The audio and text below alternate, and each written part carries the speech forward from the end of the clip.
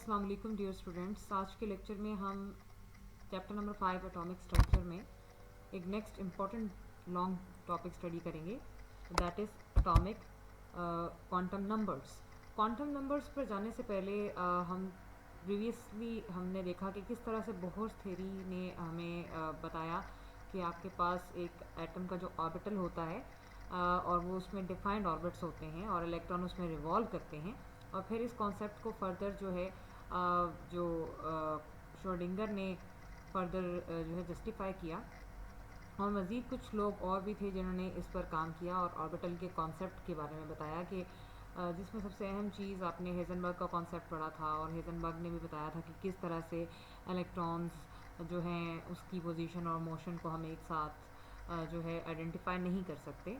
फिर फर्दर हमने जो बोहर्स का कंपैरिजन किया था इसी कॉन्सेप्ट के साथ। तो मॉडर्न थ्योरी ये कहती है कि हमारे पास सोमरफील्ड के अकॉर्डिंग कि हमारे पास जो ऑर्बिट्स होते हैं वो बेजवी शक्ल के होते हैं, एलिप्टिकल होते हैं।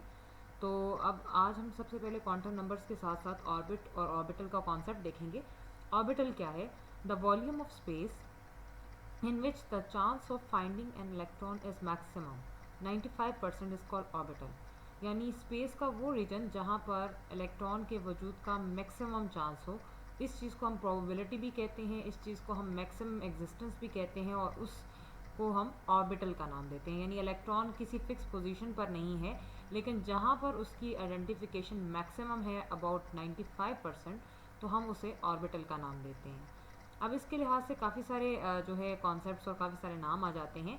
Wave mechanical model of an atom, इस पर जो है सबसे पहले हेज़नबर्ग जो उसका अनसर्टेनिटी प्रिंसिपल था वो हमें ये बताता था कि it is impossible to determine simultaneously and precisely both the position and momentum of a small fast moving particle like electron. यानी हम एक वक्त में, हमारे लिए मुमकिन नहीं है कि हम बैक वक्त पोजीशन और मोमेंटम दोनों को फाइंड आउट कर सकें किसी भी मूविंग पार्टिकल के लिए। तो खुसूसन हेज़नबर्ग ने इलेक्ट्रॉन का बिहेवियर हमें बताया था कि हम एक वक्त में पोजीशन और उसका मोमेंटम इलेक्ट्रॉन का आइडेंटिफाई नहीं कर सकते। अब इस प्रॉब्लम को ओवरकम करने के लिए श्रोडिंगर, डिराक एंड हेज़नबर्ग, ये तीन लोग थे जिन्होंने ये दो नाम आपके लिए हैं। हेज़नबर्ग का कॉन्सेप्ट आपने पढ़ा है, फर्दर क्लासेस के अंदर आप ये श्रोडिंगर के बारे में पढ़ेंगे और डिराक के बारे में, कि इन तीनों ने मिलकर जो डिफरेंट अपने कॉन्सेप्ट्स बताए और वेव मैकेनिकल मॉडल पर काम किया, और उन्होंने wave mechanical model of atom present किया। इन सब में बेस्ट जो थ्योरी थी वो श्रोडिंगर की थी। सो ये आपके पास इन्होंने जो है बाकायदा मॉडल प्रेजेंट किया था। श्रोडिंगर हमारे पास उसकी जो थ्योरी है वो ये कहती है कि electron is considered as a standing wave, कि एक इलेक्ट्रॉन जो है वो एक स्टैंडिंग वेव की तरह है, and it does not occupy a definite position in space, और उस स्पेस में उसकी कोई मखसूस जगह नहीं है। Schrodinger gave a wave equation, उसने एक वेव इक्वेशन भी दी अपनी इस बात को जस्टिफाई करने के लिए, which gives the probability of finding the electrons in various regions in an atom, जिससे हमें ये पता चलता है कि आपके एक एटम के वेरियस रीजन में इलेक्ट्रॉन का वजूद पाया जाता है, और उन रीजन्स को हम ऑर्बिटल्स का नाम देते हैं। These regions are called orbitals. Like for example अगर हम हाइड्रोजन के एटम की बात करें, the maximum probability of finding electron is at a distance of 0.053 nanometre from the nucleus. यानी हमारे पास मैक्सिमम प्रोबेबिलिटी क्या है कि न्यूक्लियस से इलेक्ट्रॉन का जो मैक्सिमम एग्जिस्टेंस है, वो जो फासला है वो है 0.053, जो हमने पहले निकाला भी था। So this is the same distance as calculated by the Bohr's for the first orbit of hydrogen atom. Bohr ने हमें फर्स्ट ऑर्बिट का ये बिहेवियर बताया था जो आपके पास क्लोज प्रॉक्सिमिटी में आता है न्यूक्लियस के। Has for a distance shorter और लॉन्गर देन दिस डिस्टेंस, जो कि आपने भी देखा 0.053, the probability of finding the electron decreases sharply in a hydrogen atom. यानी धीरे धीरे जैसे जैसे आप इससे दूर जाएंगे तो आपके पास इलेक्ट्रॉन का जो वजूद है, उसकी एग्जिस्टेंस है, वो कम होना शुरू हो जाएगी। ऑर्बिटल क्या है? Orbital is actually a spread of charge around the nucleus. कि अगर आप इसे सिंपली डिफाइन करें तो आप ये कहेंगे कि हमारे पास ऑर्बिटल किसी भी न्यूक्लियस के गिर्द चार्ज का एक फैलाव है, उसे हम ऑर्बिटल कहते हैं। यानी एक न्यूक्लियस के गिर्द जितना भी इलेक्ट्रॉनिक क्लाउड होता है वो ऑर्बिटल कहलाता है, तो उसे हम ऑफनली जो है इलेक्ट्रॉनिक क्लाउड भी कहते हैं। ऑर्बिट और ऑर्बिटल में जो फ़र्क है ये नहायत इंपॉर्टेंट है। और शॉर्ट क्वेश्चंस में पूछा जा सकता है कि ऑर्बिट और ऑर्बिटल में क्या फ़र्क है, तो आप बाकायदा बताएंगे कि ऑर्बिट क्या है भाई, एक सर्कुलर पाथ है जिसमें इलेक्ट्रॉन रिवॉल्व करता है न्यूक्लियस के गिर्द, और ऑर्बिटल क्या है, ये वो रीजन है स्पेस में जहाँ पे आपके पास probability of finding the electron 95% about maximum होती है। ऑर्बिट की जो टर्म थी वो पहली दफ़ा बोहर थ्योरी के थ्रू इंट्रोड्यूस करवाई गई, और ऑर्बिटल को मैकेनिकल क्वांटम मैकेनिकल मॉडल ने प्रेजेंट किया है, इस टर्म को इंट्रोड्यूस किया। ऑर्बिट जो है 2 डायमेंशनल टर्म है, जबकि ऑर्बिटल 3 डायमेंशनल टर्म है। इसी तरह आप किसी भी ऑर्बिट में जो इलेक्ट्रॉन्स हैं वो किस फार्मूला के तहत निकालते हैं, 2n², जहाँ पर n क्या है, नंबर ऑफ ऑर्बिट। इसी तरह हर ऑर्बिटल में मैक्सिमम से मैक्सिमम 2 इलेक्ट्रॉन्स समाते हैं। एग्जैक्ट पोजीशन इलेक्ट्रॉन की हम इंडिकेट कर सकते हैं ऑर्बिट में, लेकिन ऑर्बिटल में सिर्फ हम प्रोबेबिलिटी ऑफ इलेक्ट्रॉन की बात करते हैं, और प्रोबेबिलिटी होता है chance of an event to occur, किसी चीज़ के होने का वजूद होना। This is the difference of orbit and orbital. Now comes to the important topic, that is quantum numbers. अब क्वांटम नंबर्स क्या हैं? क्वांटम नंबर्स बेसिकली एटम के मॉडल को ही जस्टिफाई करेंगे कि किस तरह उसमें इलेक्ट्रॉन्स की एग्जिस्टेंस है और किस तरह से इलेक्ट्रॉन्स की फिलिंग होती है।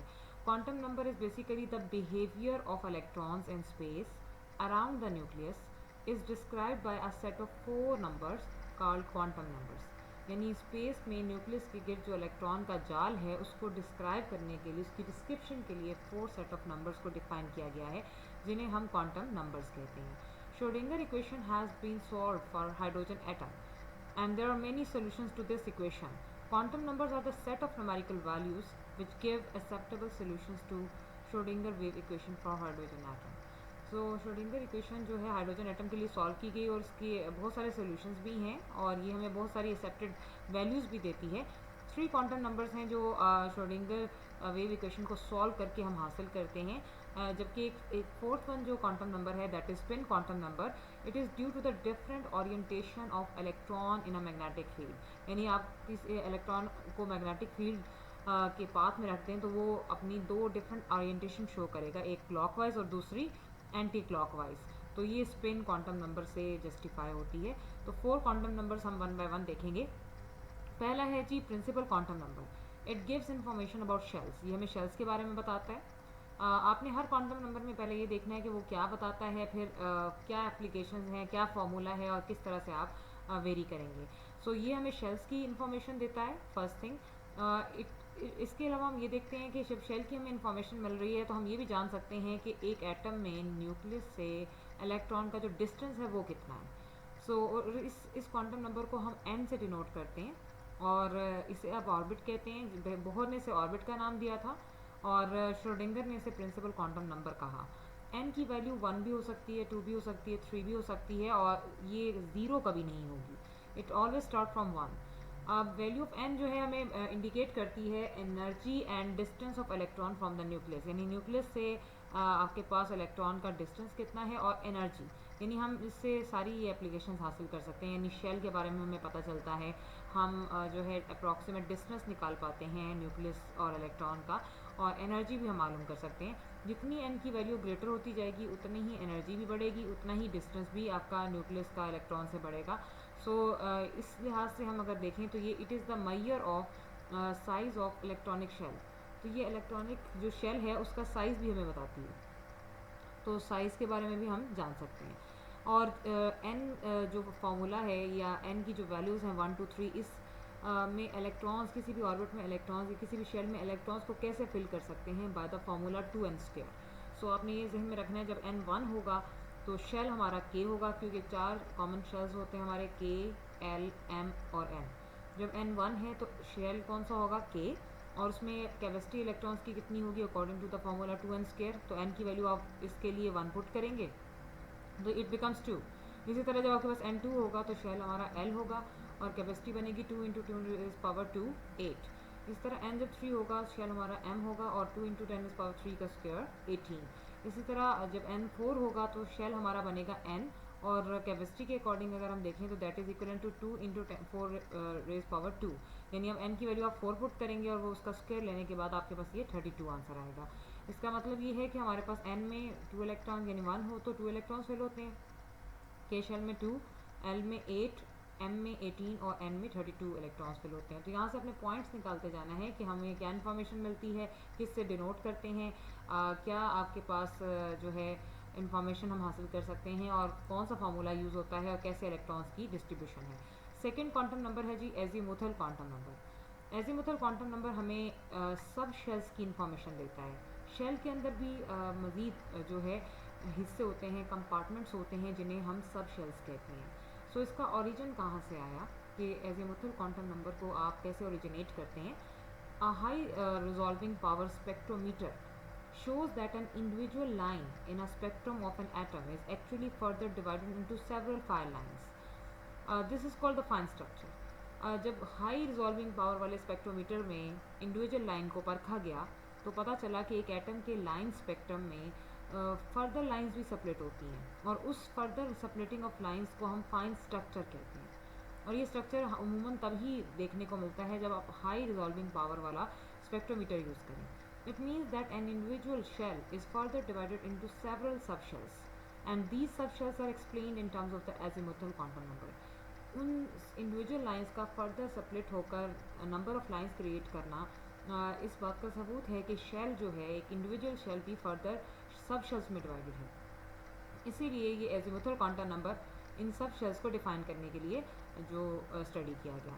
सेकेंड जी एजीमुथल क्वांटम नंबर को डिनोट करते हैं एल से और इसकी वैल्यूज़ जो हैं प्रिंसिपल क्वांटम नंबर n पर डिपेंड करती हैं, यानी हर क्वांटम नंबर का अपने से पहले क्वांटम नंबर पर डिपेंडेंस होगा। सो n पर ये डिपेंड करता है। तो आपके पास इसकी जो वैल्यूज़ आती हैं वो हैं जी n-1 फार्मूला में पुट करके आएंगी। आप जानते हैं कि n की जो वैल्यू 0 कभी नहीं हो सकती, अभी हमने ऊपर देखा था। तो ये 1 से ही शुरू होगी, तो 1-1 पहली वैल्यू 0 आएगी l की। फिर आप जब यहाँ पर 2 पुट करेंगे तो 2-1 फिर 1, 3-1 देन 2 एंड 4-1 देन 3। इस तरह से आपको ये वैल्यूज़ ध्यान में रखनी है कि l की पहली वैल्यू 0 होगी, फिर 1 होगी, फिर 2, फिर 3 and up to so on. l depends on the principal quantum number, तो फार्मूला बनेगा l is equal to n-1। अब ये नंबर जो है ये कॉरस्पॉन्ड करता है वेरियस सब शेल्स को, जिसमें 0 स्टैंड करता है s सब शेल के लिए जिसका मतलब है शार्प, 1 स्टैंड करता है p सब शेल के लिए जिसका मतलब है प्रिंसिपल, 2 का मतलब है आपके पास d सब शेल, इसका मतलब है डिफ्यूज़, 3 के लिए हम f सब शेल को डिनोट करते हैं और इसका मतलब होता है फंडामेंटल। तो अगर आप कलेक्टिवली देखें तो sharp, principal, diffuse, fundamental SPDF ये सारे सब शेल्स आप एजीमुथल क्वांटम नंबर की स्टडी से हासिल करते हैं। ये टर्म्स हमारे पास सीरीज ऑफ लाइंस को एक्सप्लेन करने के लिए स्पेक्ट्रम में दी गई हैं। नंबर ऑफ इलेक्ट्रॉन्स को कैसे फिल किया जाता है in a subshell. It describe the shape of a subshell in which the electron is present. कि आपके पास एक तो ये शेप भी बताएगा कि जिसमें इलेक्ट्रॉन मैक्सिमम मौजूद हैं और क्या शेप है उनकी। मैक्सिमम नंबर ऑफ इलेक्ट्रॉन जो किसी भी सब शेल में आ सकते हैं वो जो फार्मूला है वो है 2l+1। यहाँ आपने प्रिंसिपल क्वांटम नंबर में 2n² का फार्मूला पढ़ा इलेक्ट्रॉन्स की फिलिंग के लिए जो शेल्स में थी। सब शेल्स में इलेक्ट्रॉन की फिलिंग का फार्मूला है 2l+1। सो इस तरह से हमारे पास इलेक्ट्रॉन्स यहाँ पर फिल होते हैं। अगर l की वैल्यू जब हम फर्स्ट पुट करेंगे दैट इज़ 0 तो s सब शेल बनेगा और 2 के बाद आप जब l+1 की वैल्यू पुट करेंगे तो आपके पास 2 × 0+1 तो 2 इलेक्ट्रॉन्स आ जाएंगे। तो इसी तरह जब l1 होगा और आपके पास इस जो सब शेल बनेगा p और आपके पास 2l में l की जगह पर आप 1 पुट करेंगे +1 6 इलेक्ट्रॉन्स। तो ये आपका वही फार्मूला है जो अभी आपने प्रीवियसली देखा 2l+1। बस l की जगह पर हम पहले 0 फिर 1 फिर 2 एंड देन 3 हम पुट कर रहे हैं। तो l जब 2 था तो हमारे पास 10 इलेक्ट्रॉन्स और d सब शेल, जब l 3 था तो ये हमारे पास f सब शेल और 14 इलेक्ट्रॉन्स के साथ हम इसे काउंट करेंगे। शेप की बात करें तो आपके पास वैल्यू ऑफ l जो है हमें शेप ऑफ ऑर्बिटल भी बताती है। जैसे कि 0 अगर आपका है l की वैल्यू है तो सब शेल s होगा, शेप स्फेरिकल होगी और आपके पास मैक्सिमम जो नंबर ऑफ़ इलेक्ट्रॉन्स इसमें आ सकते हैं वो 2 हैं। इसी तरह l1 होगा तो आपके पास सब शेल p होगा, डम्बेल और 6 इलेक्ट्रॉन्स आ सकते हैं। 2l की वैल्यू 2 होगी तो आपके पास d सब शेल, सॉसेज और ये 10 इलेक्ट्रॉन्स आ सकते हैं। और l की वैल्यू 3 होगी तो f सब शेल कॉम्प्लेक्स शेप होती है और इसमें 14 इलेक्ट्रॉन्स जो है अकोमोडेट कर सकते हैं। तो इसमें आपके पास ये s की ऑर्बिटल स्फेरिकल शेप है और ये p की डम्बेल शेप है इस तरह से, और ये d ऑर्बिटल की सॉसेज लाइक शेप है। अब अगर आप प्रिंसिपल और एजीमुथल क्वांटम दोनों का रिलेशनशिप देखें तो ये दोनों एक साथ ही मौजूद हैं, यानी n की वैल्यू 1, फिर 2, फिर 3, फिर 4। इसी तरह शेल्स हैं k, l, m, n, and her number of orbit के अकॉर्डिंग या शेल के अकॉर्डिंग आपने उसका वैल्यू लिखी है n की। देन l की वैल्यू क्या होगी, हम जानते हैं कि l की वैल्यू n पर डिपेंड करती है, तो जब आप n माइनस वन यानी 1 माइनस 1 करेंगे तो 0 आंसर आएगा, तो सब शेल बनेगा s, और पहला s है तो ये 1s है। इसी तरह जब l के लिए 2 है यहाँ पर, यानी n की वैल्यू 2 है, तो l की वैल्यू निकालने के लिए आपको n माइनस 1 करना पड़ेगा, यानी 2 माइनस 1 करेंगे तो 1 आंसर आएगा। और l की वैल्यूज़ 0 से शुरू होती हैं, हम तमाम लिखेंगे, यानी 1 आंसर आ रहा है तो 0 भी लिखेंगे, 1 भी लिखेंगे। तो 0 s के लिए होते हैं और 1 p के लिए होता है, तो ये सेकंड्स के हैं, तो इसीलिए 2s और 2p कहलाएंगे। जब आपके पास n3 होगा तो 3 माइनस 1 2 आंसर आता है ओवरऑल, तो 0 भी आएगा, 1 भी आएगा और इसमें 2 भी आएगा। 0 s के लिए, 1 के लिए p और 2 के लिए d, और ये क्योंकि थर्ड ऑर्बिट से हैं तो सबके साथ 3 लगाएंगे आप। इसी तरह 4 में जो n की वैल्यू 4 के लिए है जो है उसको हम n कह रहे हैं, और इसमें आप 4 माइनस 1 जब हम करेंगे तो 3 बनता है, तो इसमें 0 भी आएगा, 1 भी आएगा, 2 भी आएगा और 3 भी आएगा। तो ये 0s 1p 2d और 3f के लिए है। तो ये 4 ऑर्बिटल हैं, तो इसीलिए इनके साथ 4s 4p 4d and 4f को हम रिप्रेजेंट कर रहे हैं। This is all about the azimuthal quantum number. Next है जी magnetic quantum number. Magnetic quantum number हमें इंफॉर्मेशन देता है different orientation of orbitals in space की, यानी स्पेस में मौजूद ऑर्बिटल्स की ओरिएंटेशन किस तरह की, ओरिएंटेशन डायरेक्शंस को कहते हैं। अब इसका ओरिजिन कहाँ से जनरेट हो रहा है, in the presence of magnetic field lines in the line spectrum of an atom are further split up into various very fine lines. The appearance of these lines is explained by the magnetic quantum number. It is represented by m. यानी magnetic field की presence में ये देखा गया कि एक atom का जो लाइन का स्पेक्ट्रम है वो फर्दर सेपरेट होकर फाइन लाइंस बना रहा है। तो इन लाइंस की अपीयरेंस मैग्नेटिक क्वांटम नंबर से जस्टिफाई की गई, जिसे रिप्रेजेंट m से किया जाता है, और ये हमें क्या बताता है, it gives orientation and degeneracy of orbitals in space. यानी आपके पास ये एक तो डायरेक्शन भी बताएगा ओरिएंटेशन की टर्म्स में, और दूसरा डीजेनरेसी का मतलब होता है कि जिनकी सेम एनर्जी लेवल्स हों तो उन्हें हम डीजेनरेट ऑर्बिटल्स कहते हैं। तो ये आपको ये दोनों इन्फॉर्मेशन देता है, इसलिए इसे ऑर्बिटल ओरिएंटेशन क्वांटम नंबर का नाम भी देते हैं। It has values from depends upon the value of L.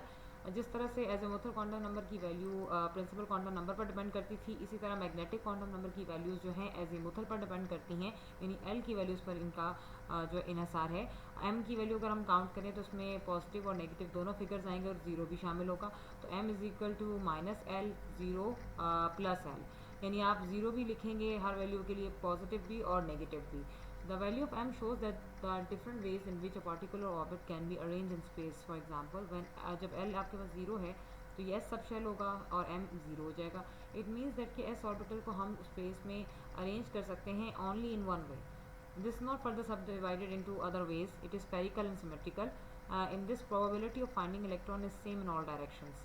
Actually क्या है कि यहाँ पर m की वैल्यू ज़ीरो हो रही है l की वैल्यू की रिस्पेक्ट से, सो इसकी स्पेस में कोई ओरिएंटेशन नहीं है, हम इसे एक ही तरफ से देखते हैं, और ये स्फेरिकल होती है, सिमेट्रिकल होती है, और इलेक्ट्रॉन की जो प्रोबेबिलिटी है तमाम डायरेक्शंस में वो सेम रहेगी। ये जैसे कि एस में आप देख सकते हैं। इसी तरह नेक्स्ट में अगर आ जाएँ सेकेंड में, जब एल की वैल्यू 1 हो जाती है और हमारा सबशेल पी बन जाता है, तो इसमें 1 का मतलब है, तो एम के लिए अगर हम वैल्यू देखेंगे तो 0 भी होगी, +1 भी होगी और -1 भी होगी। इसका मतलब है p ऑर्बिटल्स के 3 पॉसिबल ओरिएंटेशंस हैं in space. Thus p orbital is further subdivided into 3 orbitals along x, y and z axis called orbital axis, and these are written as px, py and pz. These 3 orbitals are present perpendicular to each other. होता क्या है कि p orbitals की 3 possible orientations हैं space में, और ये further 3 axis के अलॉन्ग ही अपने आप को फर्दर डिवाइड कर रहे हैं, इसीलिए इनके ऑर्बिटल्स को px, py, pz कह रहे हैं। जो x एक्सिस के अलॉन्ग है वो px है, जो y के अलॉन्ग है वो py है, और जो z के अलॉन्ग है वो pz है।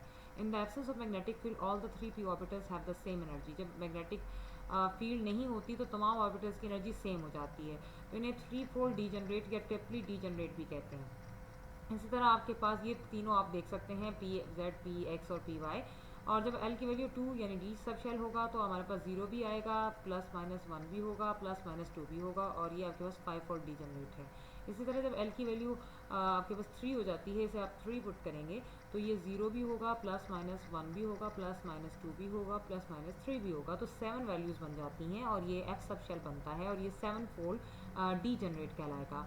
जिस फॉर्मूला के तहत आप नंबर ऑफ इलेक्ट्रॉन्स या पॉसिबल जैसे इलेक्ट्रॉन्स निकालते रहे प्रिंसिपल और एजिमुथल में, यहाँ पर आप ओरिएंटेशंस निकालेंगे। ओरिएंटेशन के लिए फॉर्मूला है m is equal to 2l+1, यानी l की जो वैल्यू है वो आप पुट करेंगे तो आपको ओरिएंटेशन मिल जाएगी। l 0 1 2 3 आप जो भी पुट करेंगे उसके according s p d and f सब शेल बनेगा। और जब आप यहाँ पर 2l+ यानी l की वैल्यू जब पुट करेंगे 0 1 2 3 तो आपको फर्स्ट में देख रहे हैं आपके s की एक ओरिएंटेशन है, p की आपके पास 3 ओरिएंटेशन है, d की आपके पास 5 ओरिएंटेशन है और f की 7 ओरिएंटेशन हैं। अगर हम तमाम पीछे वाले जितने तीनों क्वांटम नंबर्स को एक साथ देखें तो उनका रिलेशनशिप n की वैल्यूज़ देन l की वैल्यूज़ देन n की वैल्यू अगर 0 है l की वैल्यू तो 0 रहेगी, और अगर l की वैल्यू 0 जहाँ पे भी होगा जिस भी शेल का 0 होगा वो 0 ही रहेगी। लेकिन अगर 1 आ गया तो 1 के लिए आपको तीनों वैल्यूज़ लिखनी पड़ेंगी, 0 भी, +1 भी, -1 भी। इसी तरह आप नीचे देख सकते हैं 0 के लिए 0 ही है, 1 के लिए आपको 0 +1 -1, 2 के लिए आपको 0 -1 +1 -2 +2। तो इसकी 5 ओरिएंटेशन होगी। इसमें जहाँ जहाँ 0 आ रहा है वो सब s के लिए है, जहाँ जहाँ 1 आ रहा है वो p के लिए है, और जहाँ जहाँ आपके पास 2 आ रहा है वो d के लिए है। तो इस तरह से ये पॉसिबल ओरिएंटेशन हैं हम निकाल लेते हैं। तो एक फोर्थ हमारा क्वांटम नंबर है जो हम नेक्स्ट में देखेंगे। This is all about for today. Best of luck.